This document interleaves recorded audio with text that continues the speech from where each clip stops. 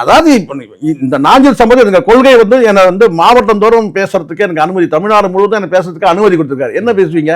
இங்க பத்திரிகையாளர் கேட்கிற 4 கேள்விக்கு 2 கேள்விக்கு பதில் சொல்ல மற்ற கட்சிகள்ல கிடைக்காத அங்கீகாரம் வந்து நமக்கு தாவேக்கவுல கிடைக்கும், உயரிய பதவி கிடைக்கும், நம்மளோட அரசியல் எதிர்காலம் வந்து நல்லா இருக்கும் அப்படின்னு யோசிக்கிறாங்களே. திமுக அண்ணா திமுக வீசி எறிந்த குப்பைகளை எல்லாம் கொண்டு வந்து நீங்க குழு வந்து நடத்துறோம்னு சொன்னா அது தாவேக்கவ ஒரு குப்பை கிடங்குங்கிற அப்படிதான் சார். அது குப்பை கிடங்குதான் சார். சார் இன்னைக்கு திமுக அண்ணா திமுக வீசி எறிந்த குப்பைகள் தானே.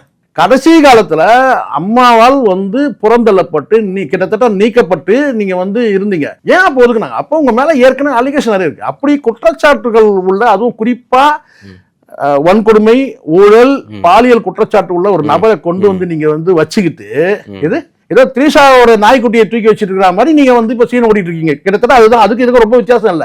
திரிஷா வச்சிருந்த அந்த நாய்க்குட்டியை தூக்கி வச்சிருந்ததுக்கும் செங்கோட்டையன் தூக்கி கட்சியில வச்சது பெரிய வித்தியாசமா எனக்கு தெரியல. உங்களுக்கு ஏதாவது தெரிஞ்சா சொல்லுங்க. ரொம்ப மோசமா பேசுறேன்னா அப்படிதான் பேசுவேன். எனக்கு வந்து யாருமே சார், நான் யாருக்கும் சார்பு நிலையில நான் பேசுறேன் சார். நான் ஓப்பனா பேசுறேன். இதான உண்மை. என்னவோ பெரிய அந்த அதனால நான் மீண்டும் அந்த ஆரம்பிச்சதுக்கு நான் வரேன்னு கேட்டா, வீசி இருந்த குப்பைகள்லாம் தூக்கி வச்சு நீங்க வந்து பாத்தீங்கன்னா பனையூர்ல கொள்ளு வச்சுட்டு ஐயா பாருங்க ஐயா பாருங்கன்னா